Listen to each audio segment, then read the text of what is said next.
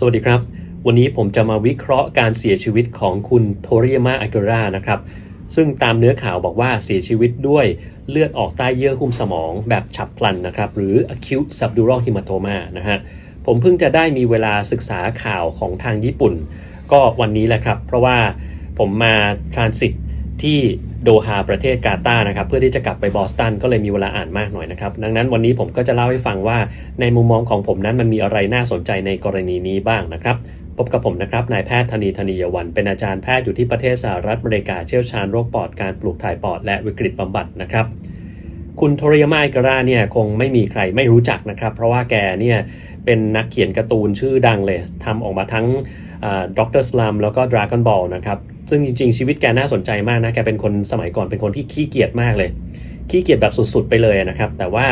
ก็มีพรสวรรค์ทางด้านการวาดรูปมากๆนะครับแล้วก็สุดท้ายก็ได้เป็นคนแต่งเรื่องดราก้อนบอลนะครับออกมาอย่างดังเลยนะฮะแล้วก็มีฉายจนถึงตอนเนี้ยแล้วก็ด็อกเตอร์สลัมนะครับเดี๋ยวเรามาเข้าเรื่องกันดีกว่านะครับอันนี้ผมไปอ่านมาจากเว็บไซต์ของประเทศญี่ปุ่นเลยนะครับผมใช้ ChatGPT แปลภาษาญี่ปุ่นเป็นภาษาอังกฤษอีกต่อหนึ่งนะครับดังนั้นเนี่ยข้อมูลที่ผมได้ก็คือมาจากเว็บไซต์นี้เลยนะครับซึ่งผมก็จะแปะลิงก์ไว้ให้ทุกท่านสามารถไปอ่านได้ด้วยตัวเองนะครับตามในเว็บไซต์ที่ผมไปอ่านมาเนี่ยบอกว่าคุณโทริยามะอากิระเนี่ยนะครับแกเป็นคนที่สูบบุหรี่จัดมากเลยนะครับอย่างน้อยก็วันละซองแต่ร่างกายแกเนี่ยแข็งแรงดีนะฮะจนกระทั่งปี 2022 ตอนนั้นรู้สึกว่าจะมีการเข้าโรงพยาบาลครั้งหนึ่งในช่วงที่โควิดระบาดนะครับแต่ไม่ได้ระบุว่าเข้าโรงพยาบาลไปทำอะไรฮะทีนี้ช่วงเดือนเมษายนของปี 2023 เนี่ยแกก็ได้บอกกับเพื่อนสนิทแกคนหนึ่งว่าแกกำลังคิดว่าจะเข้าโรงพยาบาลเพื่อที่จะผ่าตัดสมองนะฮะอย่างไรก็ตามตอนนั้นก็ไม่ได้มีรายละเอียดอะไรนะครับเพื่อนเขาก็กังวลแต่คุณโทริยามะก็บอกว่าร่างกายของเขาเนี่ยปกติดีไม่ได้มีอาการอะไรเลยนะครับจนกระทั่งผ่านมาสักพักหนึ่งนะครับเดือนกุมภาพันธ์ปี 2024 เนี่ยแกก็ได้รับการผ่าตัดนะครับได้รับเข้าไปในโรงพยาบาลแล้วก็มีการผ่าตัดเนื้องอกนะฮะแล้วปรากฏว่าวันที่ 1 มีนาคมเนี่ยแกเสียชีวิตด้วยเลือดออกใต้เยื่อหุ้มสมองฉับพลันนะครับหรือ acute subdural hematoma นี่คือสิ่งที่ผมรู้นะครับจากการอ่านมาหลายๆเว็บไซต์แล้วก็ไม่มีรายละเอียดอื่นๆเลยนะครับว่าไอตัวก้อนเนื้องอกนี่แกมีอาการอะไรไหมนะครับหรือมันเป็นก้อนอะไรนะครับเนื้องอกเป็นเนื้องอกชนิดไหนนะครับอันนี้ผมไม่ทราบเลยนะครับดังนั้นเนี่ยผมก็จะวิเคราะห์เป็นประเด็นไปแล้วกันนะครับเผื่อว่ามันจะมีประโยชน์บ้างก่อนอื่นผมต้องขออธิบายคำว่า acute subdural hematoma ก่อนว่ามันคืออะไรนะครับอันนี้คือกรณีที่เลือดออกใต้เยื่อหุ้มสมองแบบฉับพลันต้องบอกก่อนว่าสมองของเราเนี่ยมันมีเยื่อหุ้มเราเรียกตัวเยื่อหุ้มนี้ว่าdura mater นะครับและไอตัวนี้แหละครับเยื่อหุ้มสมองมันจะมีเส้นเลือดดำที่เชื่อมกับผิวของสมองนะครับเยื่อหุ้มอยู่ข้างนอกสมองอยู่ข้างในมีเส้นเลือดดำที่เชื่อมอยู่เส้นเลือดดำตัวนี้เราจะเรียกมันว่า bridging vein นะครับซึ่งถ้ามันขาดแล้วก็มันจะทำให้มีเลือดสะสมอยู่ในบริเวณใต้เยื่อหุ้มสมองนะครับนี่ก็คือเป็นเหตุผลหลักเลยที่ทำให้เกิดเลือดออกใต้เยื่อหุ้มสมองนะครับแต่มันก็มีอีกกรณีหนึ่งก็คือเส้นเลือดแดงบริเวณนั้นเนี่ยมันแตกมันขาดมันฉีกนะครับจากเหตุผลต่างๆนานาก็ตามนะครับเลือดที่มันอยู่บริเวณนี้เนี่ยถ้ามันออกน้อยๆนะครับมันก็จะไม่มีอาการอะไรมากเท่าไหร่นะครับแต่ถ้ามันออกเยอะนะครับมันจะไปกดเนื้อสมองนะครับแล้วในกะโหลกศีรษะของเราเนี่ยมันมีทางออกหลักอยู่ทางเดียวเลยก็คือตรงบริเวณที่สมองต่อกับก้านสมองซึ่งอยู่ตรงฐานกะโหลกข้างล่างนะครับมันเป็นรูหนึ่งเราเรียกมันว่า foramen magnum นะครับและคุณคิดดูถ้าเลือดออกด้านบนนะครับ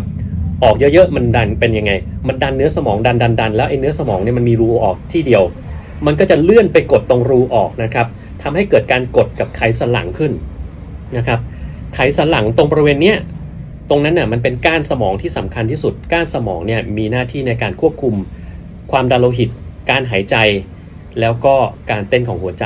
คุณคิดดูถ้าเกิดว่าโดนกดไปแล้วมันทำงานไม่ได้หัวใจก็หยุดเต้นการหายใจก็ไม่เกิดขึ้นนะครับความดันโลหิตก็ตกก็จะนำไปสู่การเสียชีวิตในที่สุดนะครับและนี่คือความน่ากลัวของ subdural hematoma หรือเลือดออกใต้เยื่อหุ้มสมองนะครับทีนี้แล้วอะไรเป็นปัจจัยเสี่ยงที่ทำให้เลือดออกใต้เยื่อหุ้มสมองล่ะ นะครับต้องบอกไว้ก่อนว่าอันดับหนึ่งก็คือการกระทบกระแทกหรืออุบัติเหตุที่เกิดบริเวณศีรษะนะครับ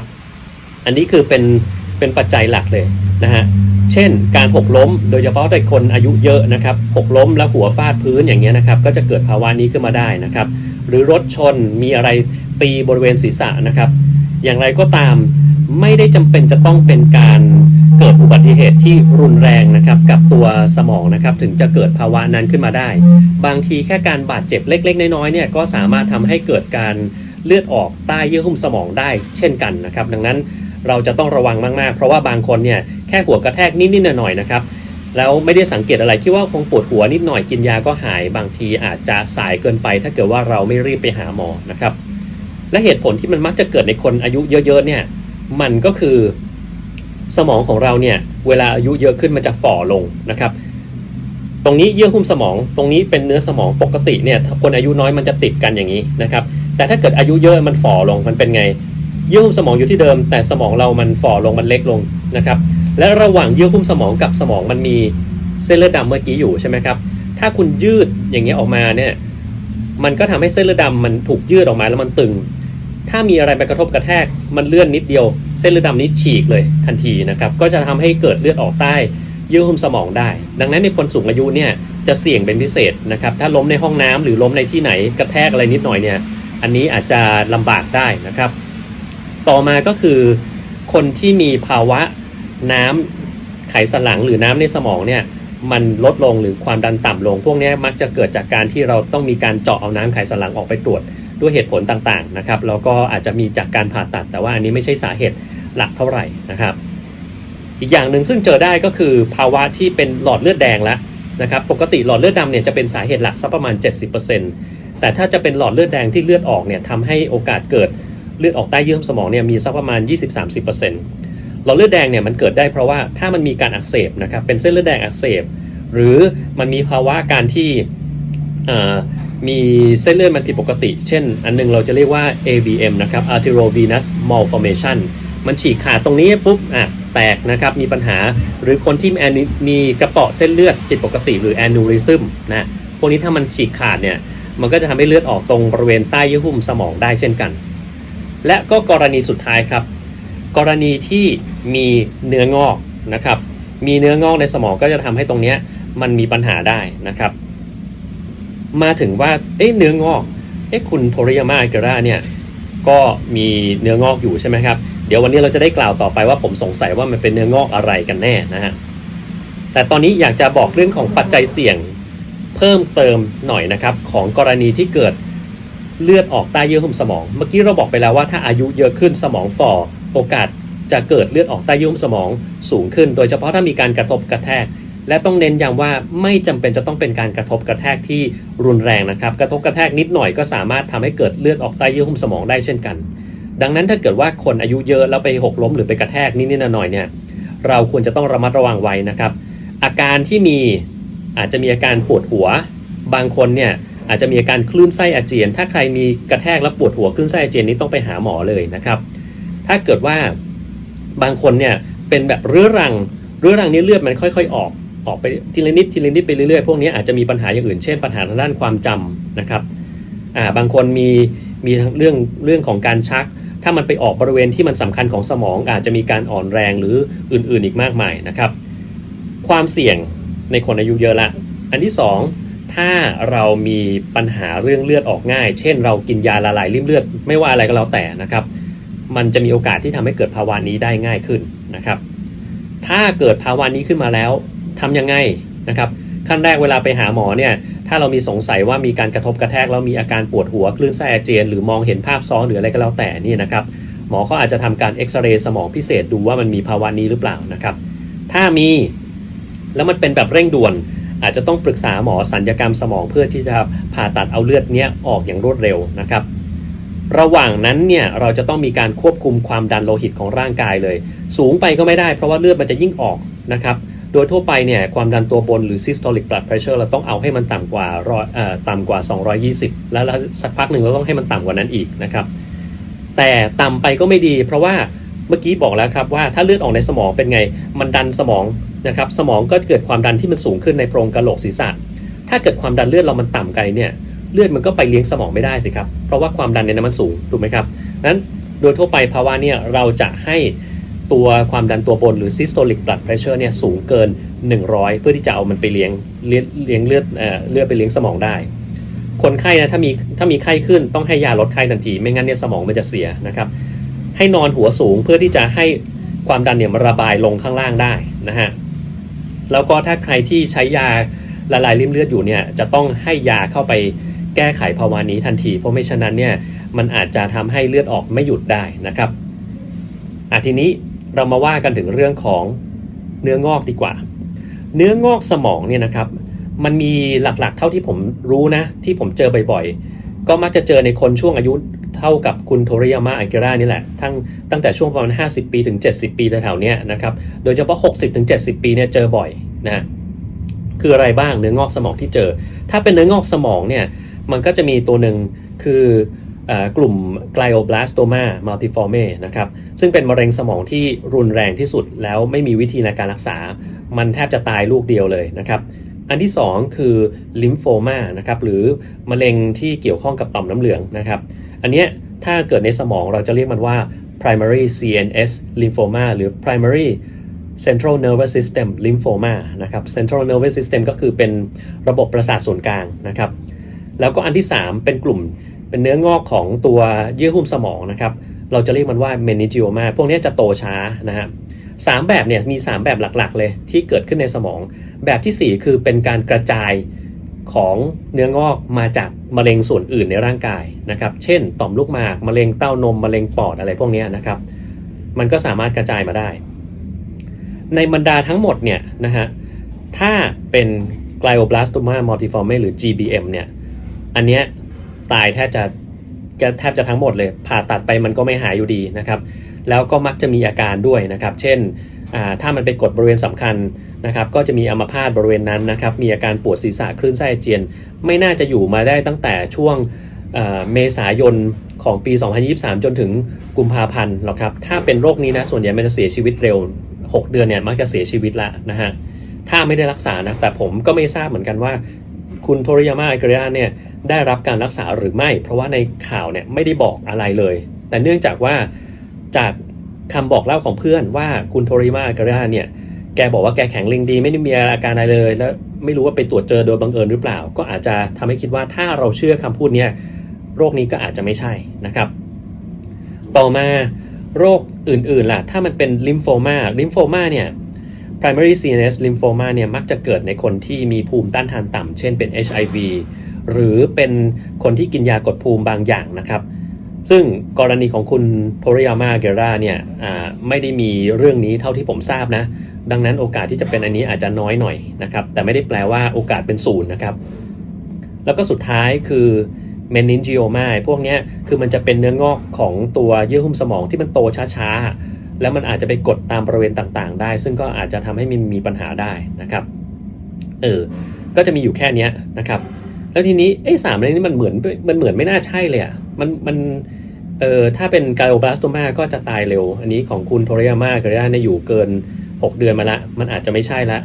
ถ้าเป็น primary CNS lymphoma แกก็ไม่ได้มีปัญหาเรื่องภูมิต้านทานอะไรที่ผมดูจากข่าวนะแต่มันอาจจะมีแต่ผมไม่รู้ก็ได้เพราะว่าไม่เขียนในข่าวอันที่3 meningioma เนี่ยมันจะค่อยๆโตไปเรื่อยๆแต่ว่าโอกาสที่จะเป็นแบบฉับพลันจนกระทั่งเสียชีวิตไปเลยเนี่ยมันอาจจะลำบากหน่อยนะครับแต่มันมีอันที่4ครับที่ผมสงสัยอยู่อย่างหนึ่งนะครับคือมะเร็งสมองเนี่ยมันไม่จำเป็นจะต้องเกิดในสมองก็ได้มันอาจจะเป็นมะเร็งที่อื่นแล้วไปที่สมองก็ได้มันมีมะเร็งอะไรบ้างมะเร็งปอดมะเร็งเต้านมนะครับมะเร็งต่อมลูกหมากแต่ถ้าเราดูเรื่องความเสี่ยงของคุณโทริยาม่าอากิระเนี่ยแกเป็นคนที่สูบบุหรี่จัดมากนะครับแล้วมะเร็งปอดคือหนึ่งในนั้นนะครับมะเร็งปอดคือหนึ่งในนั้นซึ่งสามารถที่จะกระจายไปที่สมองได้และในบรรดามะเร็งทั้งหมดที่มันกระจายจากบริเวณอื่นไปที่สมองแล้วทำให้เกิดเลือดออกใต้เยื่อหุ้มสมองได้นั้นมะเร็งปอดเป็นหนึ่งในนั้นครับมะเร็งปอดมะเร็งต่อมลูกหมากนะมะเร็งเต้านมซึ่งมะเร็งเต้านมเนี่ยเกิดในผู้หญิงผู้ชายมันไม่เป็นแบบชนิดที่ไปสมองได้ง่ายๆแต่ว่าในผู้ชายก็มีมะเร็งเต้านมได้นะครับไม่ได้แปลว่าผู้ชายไม่มีมะเร็งเต้านมนะแต่มันเจอในผู้หญิงมากกว่านะครับอันนี้ก็เป็นปัญหาอย่างหนึ่งได้นะครับ ดังนั้นของคุณโทริยาม่าเนี่ยเรื่องของมะเร็งปอดกระจายไปสมองเนี่ยบวกลบอาจจะใช่หรือไม่ใช่ก็ได้นะครับเพราะว่าบางกรณีถ้ามันมีการกระจายไปสมองแล้วกระจายไปก้อนเล็กๆก้อนเดียวเนี่ยการผ่าตัดมันก็อาจจะช่วยยืดอายุให้ได้นะครับแต่ว่าเดี๋ยวนี้เราจะมีวิธีอันหนึ่งเราจะเรียกว่า radio tactic surgery นะครับ stereotactic surgery ซึ่งมันเป็นการฉายแสงเข้าไปที่ก้อนนั้นโดยตรงซึ่งอาจจะทำให้ก้อนมันเล็กลงฝ่อลงก็ได้นะครับแต่ว่าเนื่องจากรายละเอียดเราไม่มีผมก็ไม่รู้เหมือนกันว่ามันมีการผ่าตัดอะไรกันแน่นะครับของสมองนะฮะแต่ว่าพวกเนี้ยที่พูดไปทั้งหมดเนี่ยอาจจะเป็นไปได้ทุกกรณีเลยนะครับอาจจะเป็นไปได้ทุกกรณีมากน้อยก็แตกต่างกันไปทีนี้มันก็มีคนถามว่าเฮ้ยแล้วอย่างนั้นอ่ะการผ่าตัดมันทำให้เลือดออกใต้เยื่อหุ้มสมองได้หรือเปล่าต้องบอกว่าการผ่าตัดสมองที่ไม่ได้เกี่ยวข้องกับการไปกระทบกระแทกที่สมองอะไรเลยสักอย่างนะครับเป็นการผ่าตัดพวกก้อนเนื้องอกต่างๆเนี่ยโอกาสที่จะเกิดเลือดออกใต้เยื่อหุ้มสมองเนี่ยเกิดได้แต่มันน้อยมากน้อยกว่าการเลือดออกบริเวณอื่นของสมองนะครับเช่นในเนื้อสมองหรือในผิวของสมองไอเนี้ยมันเจอน้อยกว่านะครับทีนี้มันเจอน้อยกว่ามันจะวินิจฉัยได้ยากกว่าแล้วส่วนใหญ่เนี่ยมันจะไม่ใช่เป็นปุ๊บตายปั๊บมันจะค่อยๆช้าๆก่อนแล้วถึงจะไปเจอว่าเฮ้ยมันมีภาวะนี้แล้วดังนั้นมันจะไม่ค่อยฉับพลันเท่าไหร่นะครับผมก็เลยไม่ได้สงสัยว่าการผ่าตัดเนี่ยมันจะทำให้เกิดภาวะนี้ขึ้นมาขนาดนั้นน่าจะเป็นตัวที่ไอตัวเนื้องอกเองนั่นแหละนะครับแต่เนื้องอกส่วนใหญ่เนี่ยโดยตัวมันเองมันไม่ได้ทำให้เกิดเลือดออกใต้เยื่อหุ้มสมองนะครับมันต้องมีอะไรไปยุ่งกับมันเช่นการผ่าตัดหรืออะไรสักอย่างนะครับดังนั้นเนี่ยกรณีของคุณโทริยาม่านะครับผมคิดว่าแกอาจจะมีหลายๆอย่างปนกันนะครับแล้วก็เนื้องอกเท่าที่ผมทราบมาก็จะมีอย่างที่ผมเล่าไปพวกเนี้ยนะฮะอันเนี้ยถ้าดูนะผมจะพอตัดประเด็นบางอย่างได้ถ้าเป็น glioblastoma multiforme ซึ่งมันเป็นมะเร็งสมองที่รุนแรงที่สุดเนี่ยอาจจะผ่าได้นะครับอาจจะผ่าได้แต่มันดูดำเนินโรคช้าเกินไปหน่อยตั้งแต่เดือนเมษายนของปี 2023 จนถึงเดือนกุมภาพันธ์เนี่ยผมไม่รู้ว่ามีการรักษาอะไรหรือเปล่านะถ้าไม่มีเลยเนี่ยมันไม่น่าใช่นะครับเพราะว่ามันแกควรจะเสียชีวิตไปก่อนหน้านั้นแล้วนะครับหรือไม่ก็มีอาการรุนแรงแล้วแต่นี้ไม่มีอาการอะไรเลยนะครับแล้วก็รอมาได้นะครับดังนั้นอันนี้ผมไม่ค่อยคิดถึงเท่าไหร่นะครับยกเว้นกรณีเดียวก็คือมีเรื่องอื่นอีกแต่ในข่าวไม่ได้พูดอันที่2 primary CNS lymphoma อย่างที่บอกแกไม่มีปัจจัยเสี่ยงอะไรเท่าไหร่นะครับแล้วการรักษา primary CNS lymphoma ไม่ใช่การผ่าตัดครับเป็นการให้เคมีบำบัดด้วยยากลุ่มหนึ่งซึ่งเรียกว่า methotrexate ขนาดสูงนะครับดังนั้นเนี่ยไม่น่าใช้การผ่าตัดไม่น่าใช้โรคนี้แหละก็เหลือไอ้ meningioma นี่แหละที่อาจจะพอเป็นไปได้เพราะมันเป็นก้อนที่มันอาจจะโตจนมันใหญ่ได้เลยนะครับแล้วก็การผ่าตัดบางทีก็ยุ่งยากนะครับยุ่งยากนะถ้าเป็นของแกนะผมคิดว่าถ้าแกเป็นโรคนี้นะเป็นไอตัวเนื้องอกของตัวเยื่อหุ้มสมองนะ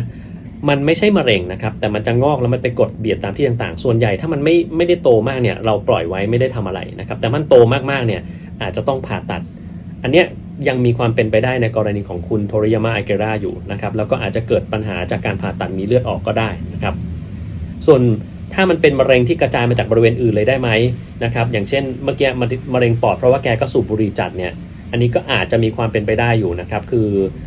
เราขาดข้อมูลค่อนข้างที่จะหลายอย่างมันเลยทำให้ผมไม่สามารถฟันตรงไปว่ามันน่าจะเป็นอะไรกันแน่นะครับในบรรดาทั้งหมดนะฮะแต่ก็หวังว่าจะได้